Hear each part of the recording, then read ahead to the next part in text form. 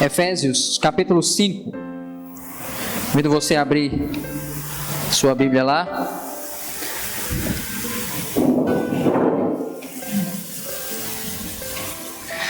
Deus ama muitas mulheres. No Dia da Mulher, a pregação é sobre o papel do homem, o papel do marido. Olha aí que presente bom.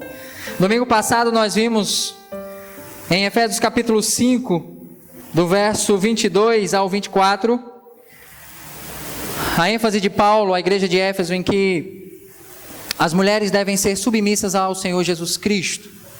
E por serem submissas ao Senhor Jesus Cristo, devem ser submissas ao seu próprio marido, pois ele é o cabeça da mulher. E tem como parâmetro, como modelo, exatamente o Senhor Jesus Cristo, que é o cabeça da igreja, não é? Aquele que mesmo é o salvador do corpo. Hoje nós vamos ver do verso 25 ao verso 33, um texto que fala sobre a submissão do marido. Serve só para o marido essa mensagem? Claro que não. Assim como a do domingo passado, ela se destina, a mulher se destinou, mas também abrange todos nós. Da mesma forma, a mensagem de hoje. Pedir ao Neto, por favor, que coloque aí a projeção. Submissão do marido. O marido deve ser submisso. Vivemos em um contexto em que esse texto que Paulo apresenta, ele é um texto contra a cultura. É um texto que vem para mexer, para deixar desconfortável o pensamento do senso comum. Na época em que o texto foi escrito, no início da igreja, no primeiro século, esse texto também chocou a sociedade atual. Um contexto em que a mulher, por exemplo, como nós vimos domingo passado, a mulher ela era de certa forma desvalorizada. Os próprios ou as próprias pessoas que manuseavam a Bíblia, muitos deles tinham um entendimento equivocado acerca da mulher.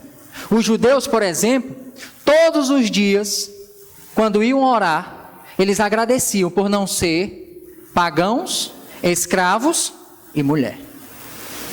Então, quando chega no Império Romano, antes de Cristo, a coisa até que era um pouco diferente. Mas no momento depois de Cristo, a mulher ela é extremamente desvalorizada. E isso fica muito evidente, por exemplo, na quantidade de mulheres que um homem tinha, a facilidade que tinham em se divorciar. 10, 11, 12 mulheres, mostrava o desprezo que estes homens, uma sociedade um tanto quanto machista, apresentava acerca dessas mulheres. O tempo passa, chegamos hoje, ainda há resquícios desse machismo? Sim, ainda temos aspectos do machismo na nossa sociedade.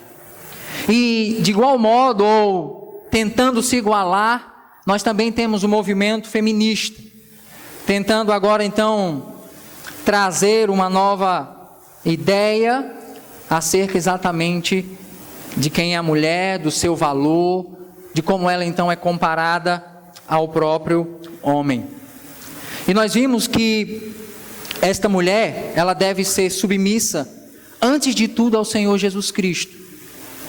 E ao querer ser submissa ao Senhor Jesus Cristo, o que é possível para uma mulher que é salva pelo Senhor Jesus Cristo, ela vai ter algumas dificuldades. E uma das dificuldades, nós vimos, ou o cerne da dificuldade, está baseada em Gênesis capítulo 3, verso 16. Como consequência do pecado, essa mulher agora então, ela vai ter, por exemplo, a sua maternidade afetada. Dores, dificuldades, sofrimento, intenso labor na gestação de um filho. Além da maternidade afetada pelo pecado, ela vai ter o seu relacionamento conjugal afetado. Quando o texto vai dizer que o desejo dessa mulher será contra o seu marido. não é? É as mesmas expressões usadas, por exemplo, no capítulo 4, verso 7, quando se refere ao desejo, ali, quando fala de Caim e Abel, e que eles deveriam dominar, controlar, governar esse desejo, para que esse desejo não o matasse. Então, como consequência do pecado, a partir de então, a mulher ela vai expressar esse desejo de querer ir contra o próprio homem. Quando nós chegamos hoje, nós percebemos um pouco do que nós temos como resquício de tudo isso, né? A ideia, o discurso de uma resistência, uma busca por mostrar que a mulher é igual, ou como está sendo deturpado, é até melhor do que o homem. Quando na verdade a proposta das Escrituras é que ambos têm o mesmo valor para o Senhor, para o seu Criador. A diferença está nas suas funções, nos seus papéis. E a mulher, ela tem a responsabilidade de se submeter a Cristo. E como submissão a Cristo, ela se submete ao seu esposo. Então, uma dificuldade que é apresentada para ela é justamente o fato dela mudar o referencial. Ao invés de ter Cristo como seu cabeça, como a sua referência de submissão, ela começa a colocar no homem, no marido. Então, o que ela vai fazer está condicionado com o que ele faz ou o que ele deixa de fazer.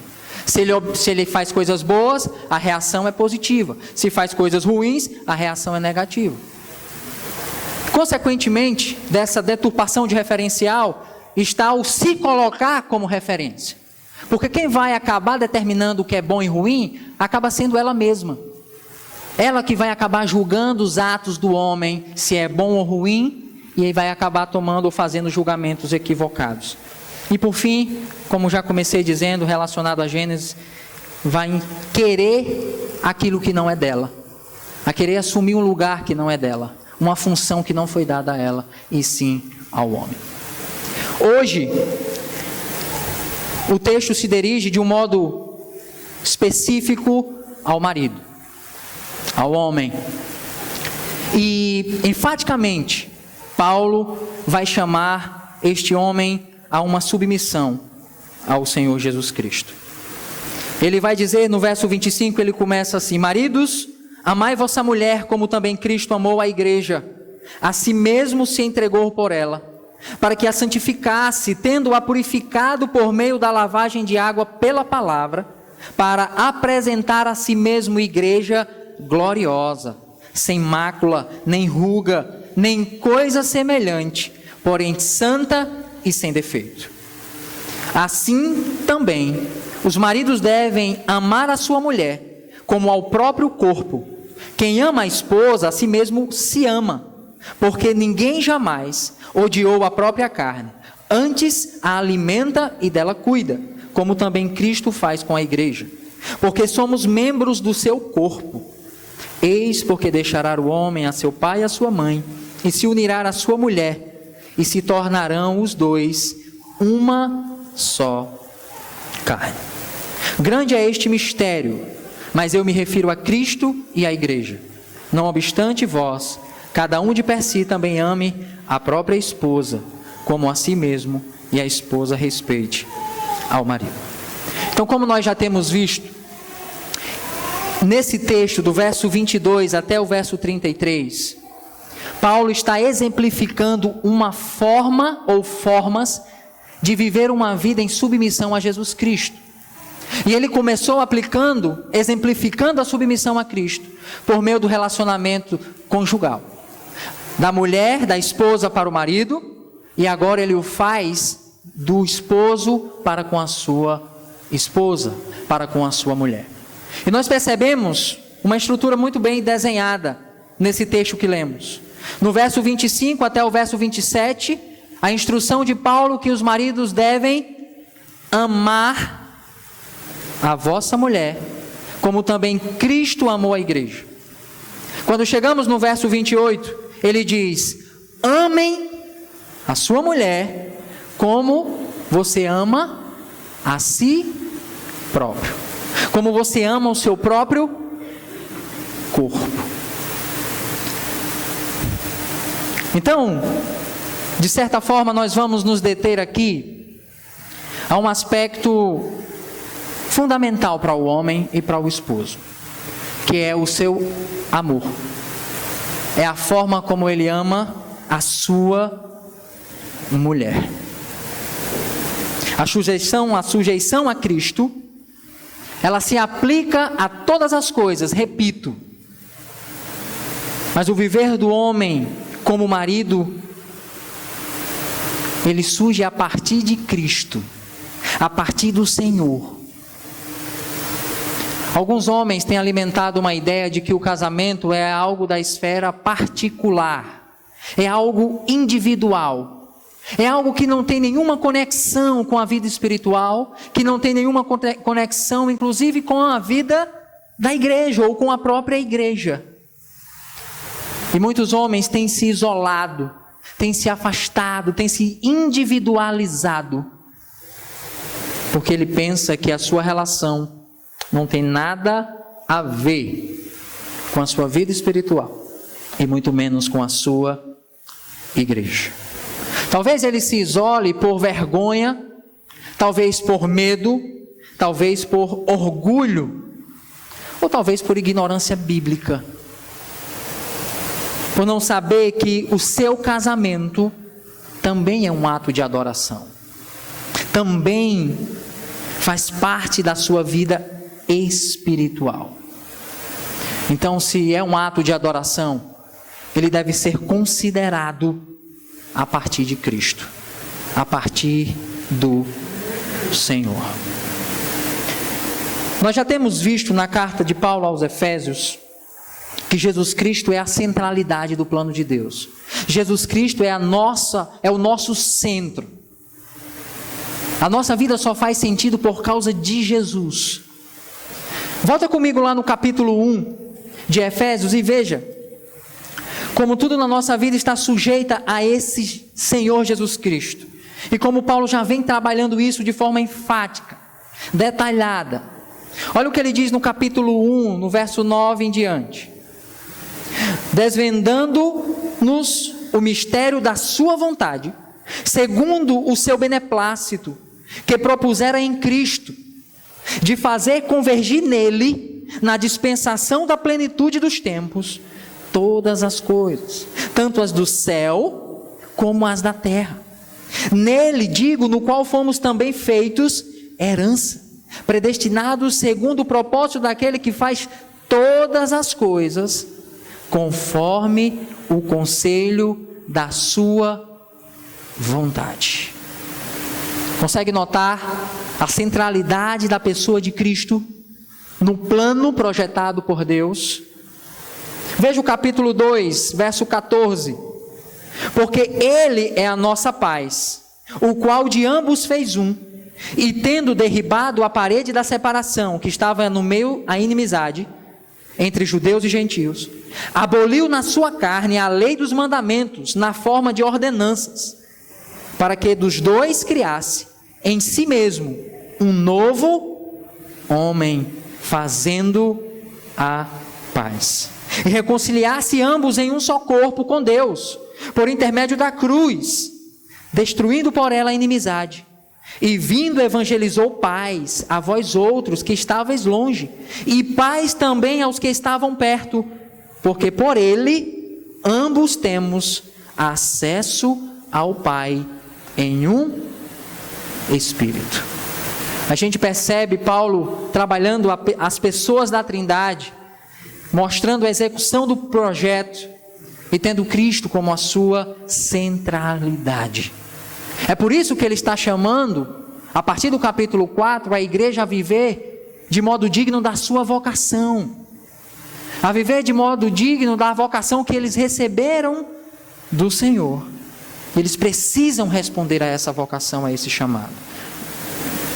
Capítulo 5, o capítulo que nós estamos, logo no início ele diz: sede, pois, imitadores de Deus, como filhos amados, andai em amor, como também Cristo nos amou e se entregou a si mesmo por nós, como oferta e sacrifício a Deus em aroma suave. Cristo é o nosso referencial. É por isso que nós devemos fazer, é por isso que nós devemos viver aquilo que Ele fez, aquilo que Ele nos ensina. E nós chegamos então ao nosso texto, e ele diz no verso 25: maridos, amai vossa mulher, como também Cristo amou a igreja, e assim mesmo se entregou por ela. O padrão colocado aqui é o amor de Jesus pela igreja. E que amor foi esse? Que amor foi esse que Jesus expressou pelo seu povo? Já vimos aqui um exemplo no capítulo 5, verso 1 e 2. Mas eu queria que você fosse comigo para Romanos, capítulo 5. E visse comigo um texto bem conhecido. Romanos, capítulo 5. Ele diz assim no verso 7 e no verso 8. Dificilmente alguém morreria por um justo, pois poderá ser que pelo bom alguém se anime a morrer. Mas Deus prova o seu próprio amor para conosco, pelo fato de ter Cristo morrido por nós, sendo nós ainda pecadores. Sendo nós ainda pecadores. João capítulo 3 diz o quê? Verso 16. O que é que diz João 3,16?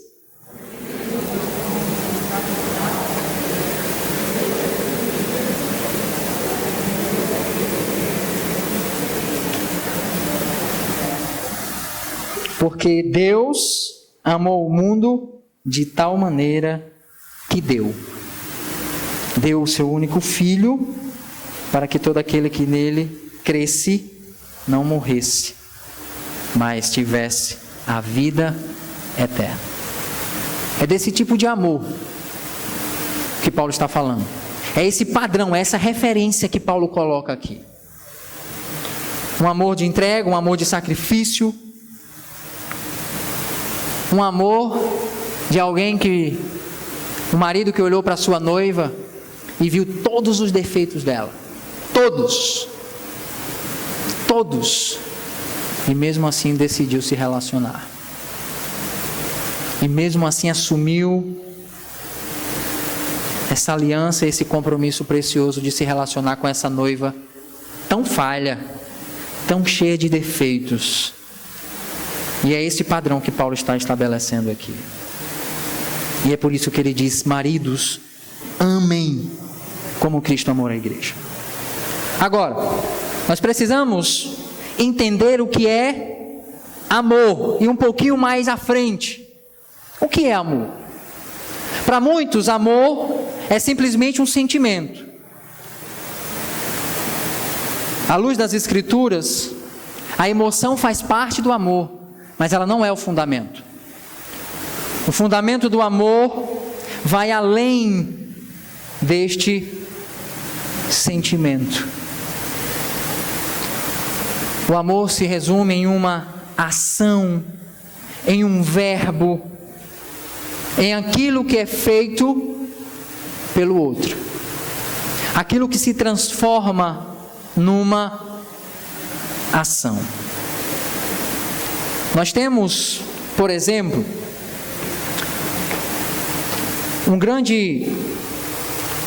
uma grande ênfase na nossa sociedade de que duas necessidades muito específicas que o ser humano tem, ou que o homem tem, é de amor, de uma autoafirmação, e uma outra necessidade é uma necessidade de segurança.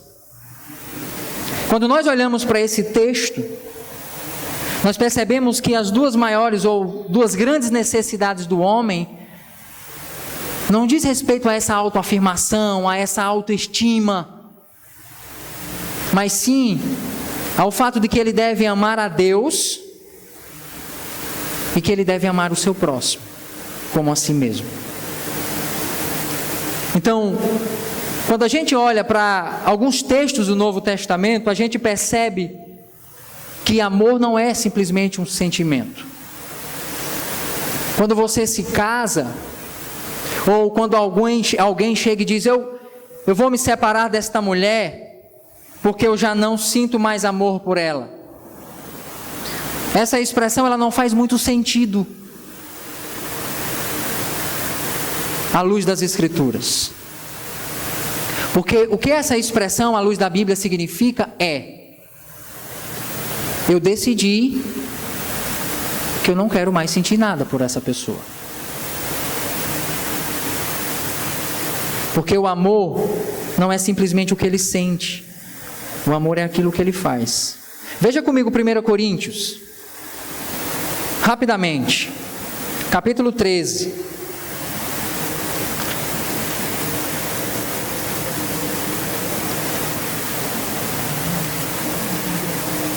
Primeira Coríntios, capítulo 13. Olha o que diz. Ainda que eu fale a língua dos homens e dos anjos, se não tiver amor, serei como bronze, que soa como símbolo que retine. Ainda que eu tenha o dom de profetizar e conheça todos os mistérios e toda a ciência, ainda que eu tenha tamanha fé, a ponto de transportar montes e não tiver amor, nada serei.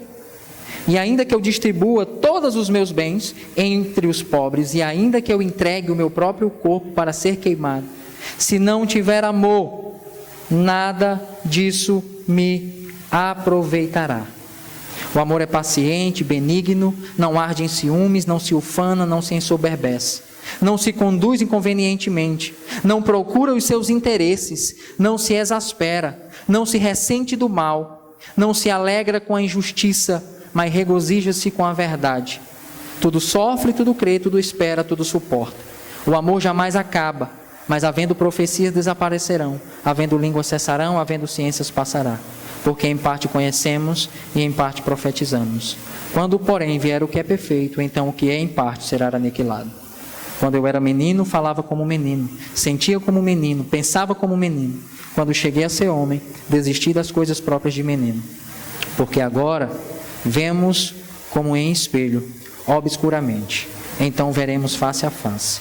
Agora conheço em parte, então conhecerei como também sou conhecido. Percebemos vários verbos ligados à ideia de amor. Quando lemos os textos acerca de Cristo, do que Ele fez e da forma que Ele nos amou, percebemos as expressões de dar, se entregar, se sacrificar em prol do homem. Cristo deu. Deus deu o seu Filho unigênito. O amor, ele não se preocupa com os seus próprios interesses. Podemos dar tudo o que temos, inclusive a nossa própria vida, mas mesmo assim ainda não amar. Mas mesmo assim ainda não ter amor. Pecadores sem Cristo também podem ser generosos. Também podem fazer atos generosos. Então vimos que amar é dar. Mas a definição não para por aí. Porque está faltando a nós a motivação. O que é que nos motiva a dar? Se você dar tudo que tem, dar a sua vida, ou dar qualquer coisa que seja, esperando algo em troca aqui nesta terra, você não vai satisfazer o conceito bíblico de amor. Você não vai alcançar o que era amor à luz das Escrituras. E mais, você ainda vai perder a sua recompensa eterna. Você vai perder o seu galardão eterno. Porque, como nós vimos domingo passado, de modo rápido, o verdadeiro amor, ele dá sem esperar receber algo em troca. Ele não precisa ser correspondido para ele continuar amando. Ele simplesmente ama. Ele simplesmente dá. Mas uma pergunta que surge para nós diante disso é: para quem ou o que nós daremos? Você vai dar o que a pessoa pedir? Ou você vai dar o que a pessoa necessita? E aqui nós entramos no cenário do desejo e da necessidade. Há uma linha muito fina, muito tênue entre essas duas coisas. Tem muita gente confundindo desejo com necessidade. Lembram de Maria e Marta? Jesus chega na sua casa, Marta vai lá para dentro, preocupada nos afazeres. Marta naquele momento pensa que ela necessitava da ajuda de Maria.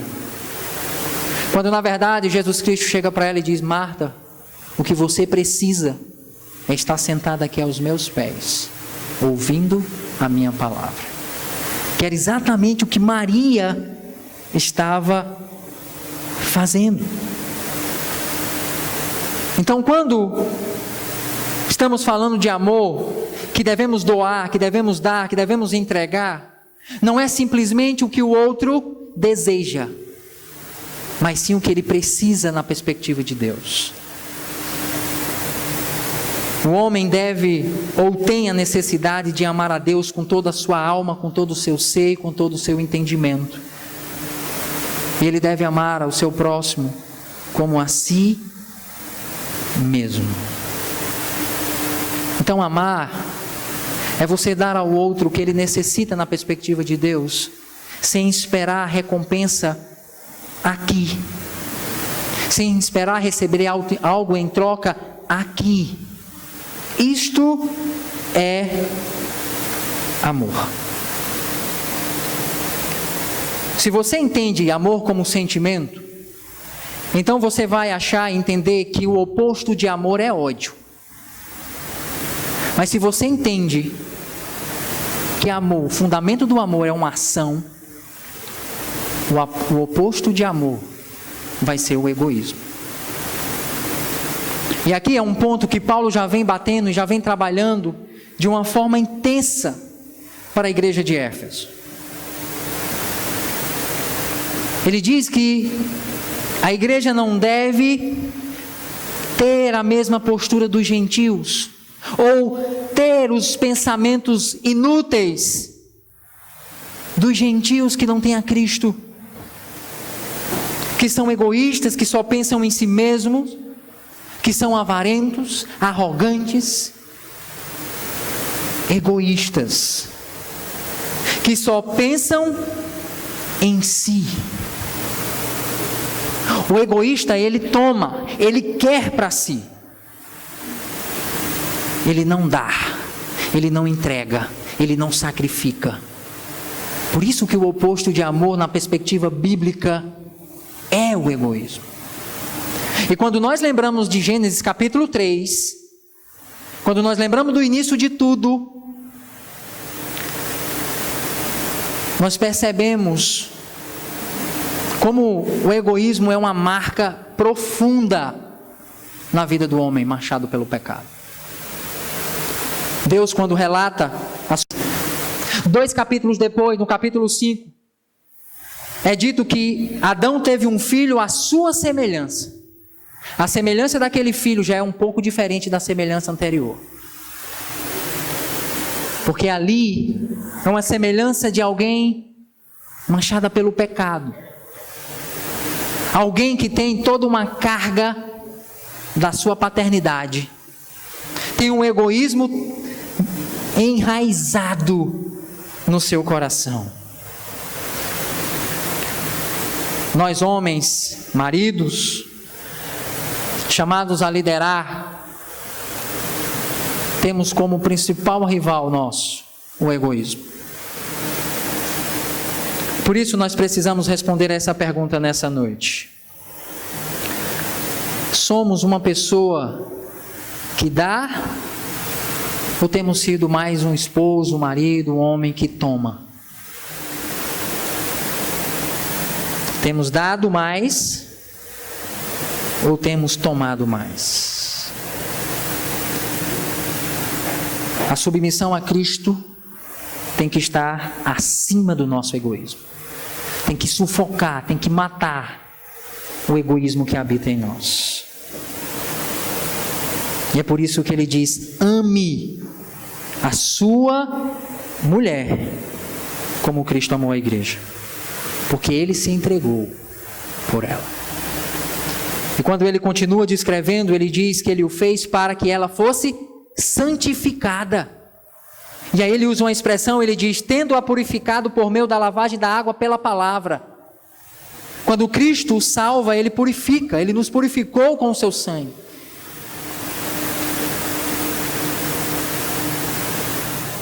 E ele se entregou por nós para que fôssemos santificados.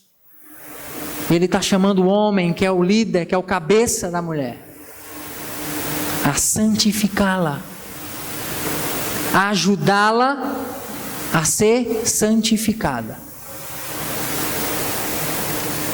E para que isso aconteça, temos que matar o nosso egoísmo.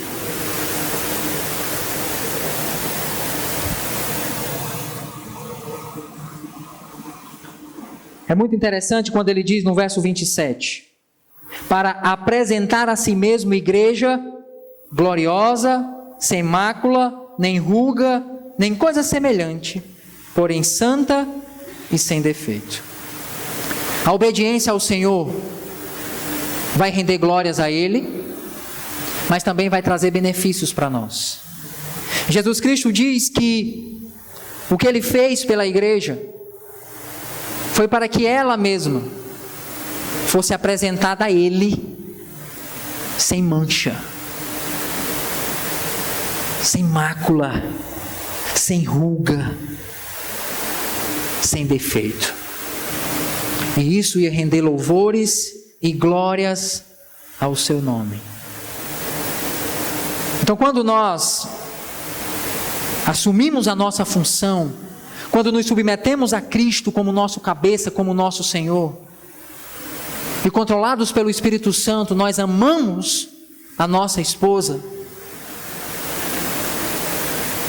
nós amamos a nossa mulher, estaremos dispostos a dar para que ela então seja santificada, a abrir mão, a ceder para que ela seja beneficiada. Infelizmente, essa não é a realidade de muitos de nós. Homens que só pensam no seu próprio umbigo, só pensam na questão financeira, só pensam no seu bem-estar e ignoram a sua esposa. Não amam, não a santificam, não exerce a sua liderança. Lembra de Gênesis 3,16? O desejo dela vai contra você, mas você vai dominá-la. Você vai liderá-la. Vai haver momentos, Deus sabe disso, que a mulher vai retruncar, ela vai querer resistir. Ela vai vir com uma força excessiva. E Deus requer de nós, homens e líderes, liderança. Ei, peraí, não é assim não. E coloca a coisa no lugar.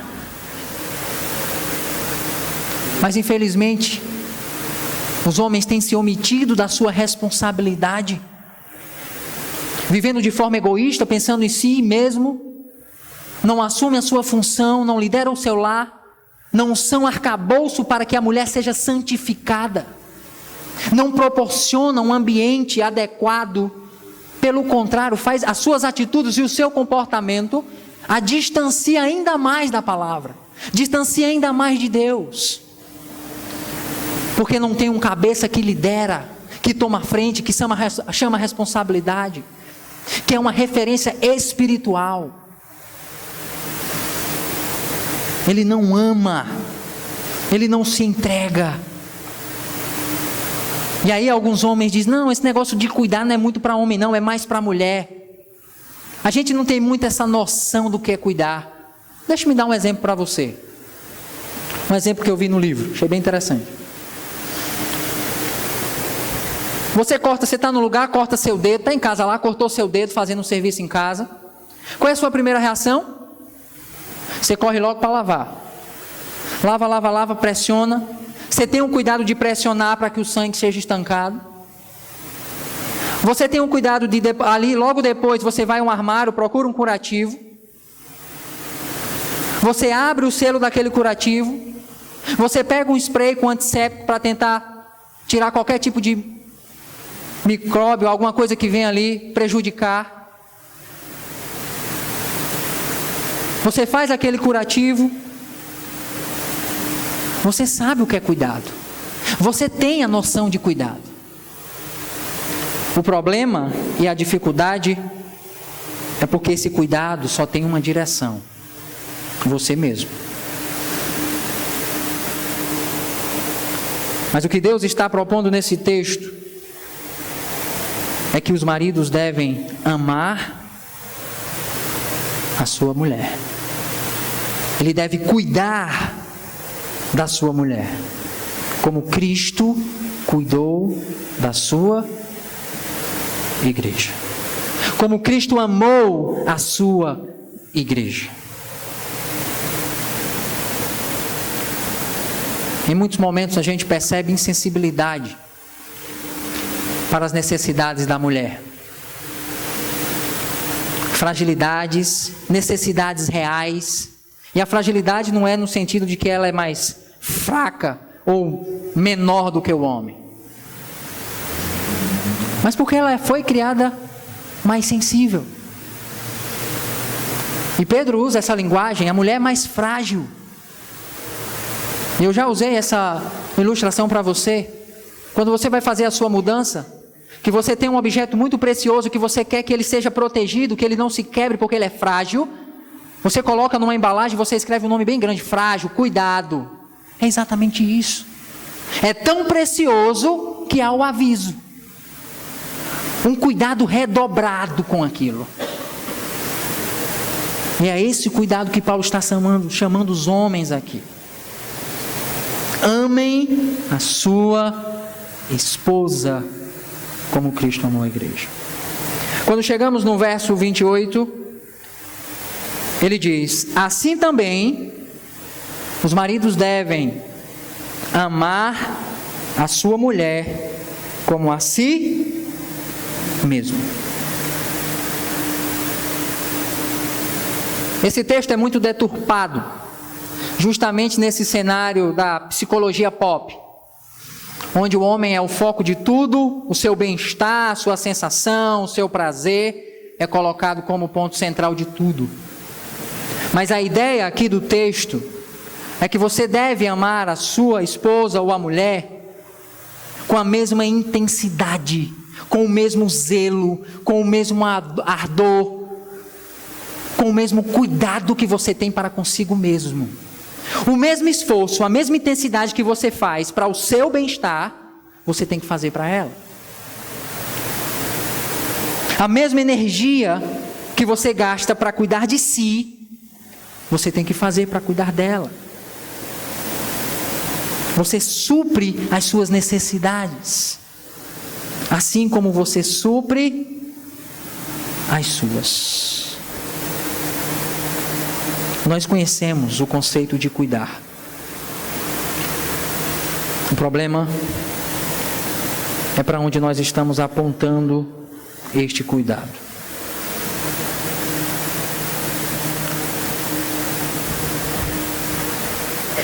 De um lado nós temos homens que se assemelham ao padrão mundano e de forma muito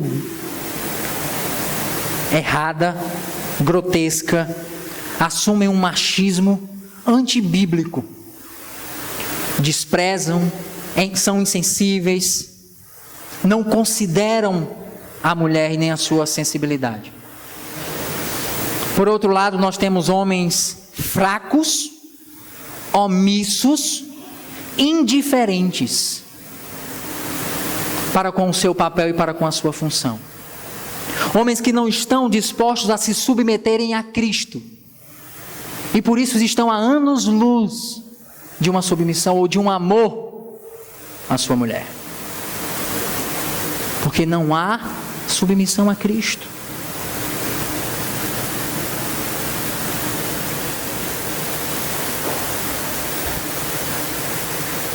Eu queria que a gente nessa noite pensasse, refletisse verdadeiramente acerca da forma como nós temos amado a mulher que Deus tem colocado na nossa vida. Se você é homem, você ainda não é casado, mas almeja casar, eu queria que você prestasse muita atenção nisso, assim como as mulheres devem prestar atenção no que diz respeito a elas.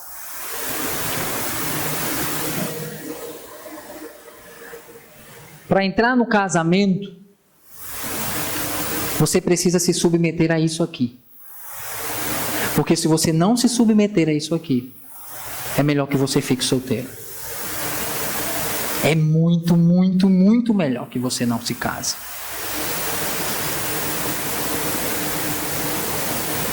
Se você não está disposta a ser submisso a Jesus, e consequentemente submisso ao seu marido, e amar a sua esposa, como Cristo amou a igreja, e como a igreja se submete ao Senhor, é melhor que você não case. Cuidado com os seus sentimentos, cuidado com a sua empolgação. Amor é muito mais do que um sentimento.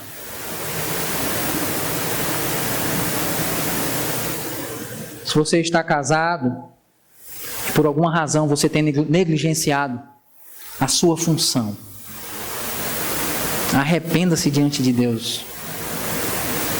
Arrependa-se diante do Senhor. E tome o caminho certo. Não pense que viver a vida do jeito que você está vivendo, longe daquilo que Deus colocou para você, por mais que você tenha tido momentos de alegria, tenha desfrutado de êxito aí nas suas questões, na sua vida, por mais que essas coisas tenham acontecido, está tudo indo bem para mim. Não pense que diante de Deus está tudo bem, porque não está. Inclusive, o que você está fazendo aqui nessa noite, se a sua função está sendo negligenciada, o que você está fazendo aqui nessa noite não está sendo recebido por Deus da forma que você acha que está.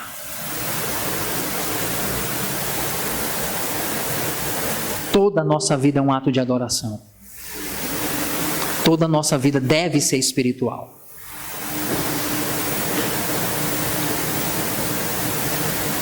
Como você tem amado a sua esposa? Você tem liderado o seu lar? Você tem ajudado a crescer no conhecimento e na graça de Deus? Você tem suprido as reais necessidades dela? Você tem colocado essas necessidades dela como prioridade para você? Ou você tem sufocado, maltratado a sua esposa? Queria que Neto colocasse no antepenúltimo slide, Neto, por favor. Nós estamos concluindo.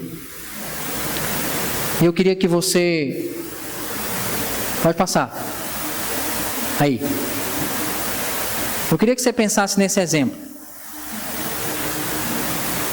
As necessidades da minha esposa. Você pode listar muitas outras aqui.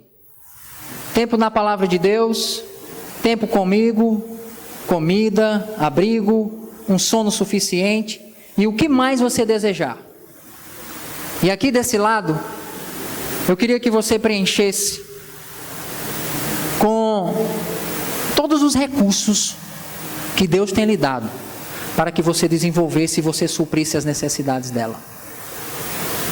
E que diante desse exercício, você pudesse de fato ajustar a sua vida. Entendendo que você precisa dar a ela o que ela necessita. Claro, vai ter hora que você pode e deve dar aquilo que ela deseja. Mas a essência do amor é você dar o que ela realmente precisa. Porque isso vai fazer com que ela seja santificada, que ela seja purificada, que ela seja mais parecida com o nosso Senhor Jesus Cristo. E isso tem benefício, inclusive para você. Inclusive para você. Como você tem vivido? Tem dado ou você tem tomado da sua esposa? Você tem amado a sua mulher como Cristo amou a igreja? Feche seus olhos. Pense um pouco aí.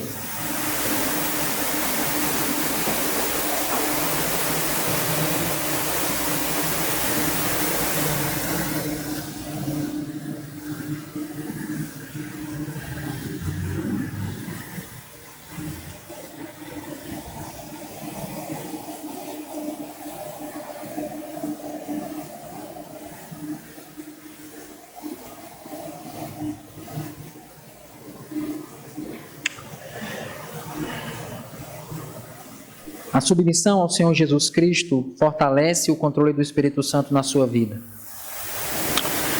A submissão a Jesus levará você a amar a sua esposa. Obedecer a Deus trará muitos benefícios a você mesmo.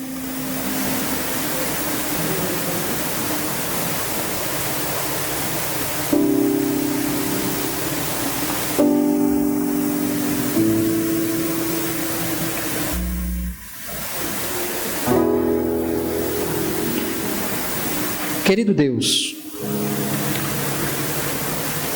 nós estamos diante do Senhor nesta noite, diante da Tua Palavra, e reconhecemos, ó Deus,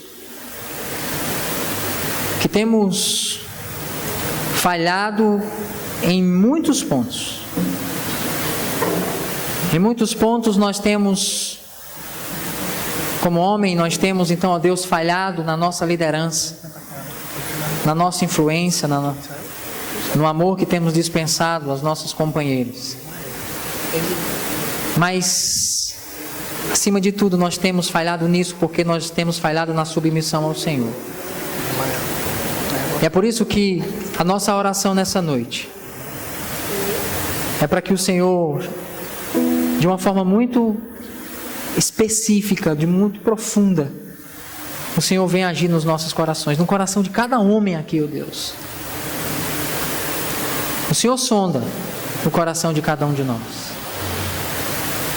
O Senhor sabe, inclusive, quantas mulheres têm emocionalmente se apegado aos filhos porque o marido está ausente na sua vida. Porque o marido é indiferente no seu lar. Temos percebido muitos casamentos destruídos porque há um desequilíbrio na hora de viver a nossa função. Nós suplicamos ao Senhor nessa noite, ó Deus, enche-nos com Teu Santo Espírito, que por meio da Tua Palavra sejamos controlados intensamente, e que esse controle nos leve a uma intensa e profunda submissão ao Senhor. Assim, então, cumprindo a nossa função, a mulher sendo submissa, respeitando o seu marido, e o homem amando a sua esposa como a si mesmo e como Cristo amou a igreja. E que dessa forma tenhamos equilíbrio. Dessa forma, ó Deus, que os nossos relacionamentos conjugais venham testemunhar da Tua glória, da Tua ação na vida de cada um de nós. que os nossos filhos, que nos têm como referência, possam ter uma referência de homens e mulheres que fazem de tudo para se submeterem ao seu Senhor. Mata o egoísmo que há em nós, Senhor Deus. Que estejamos dispostos a dar, que estejamos preocupados com o interesse do outro antes dos nossos próprios interesses. Que possamos dar muito mais do que tomar, do que receber.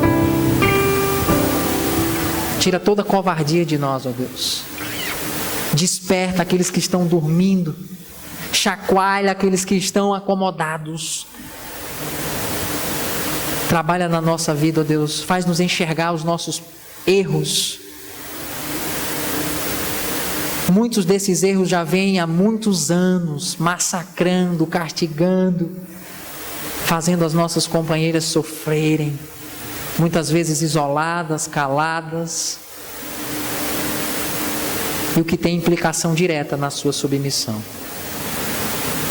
O que só gera mais e mais desequilíbrio, transtorno, confusão. E é por isso que nós suplicamos ao Senhor nessa noite: tem misericórdia de nós. Controla as nossas vidas. E que de fato e de verdade assumamos o compromisso de nos submetermos ao Senhor. Em nome do nosso Salvador, do nosso Senhor Jesus Cristo, aquele que se entregou por nós, mesmo nós sendo pecadores terríveis. Muito obrigado, Deus. A Ti nós oramos, gratos e confiantes. Amém.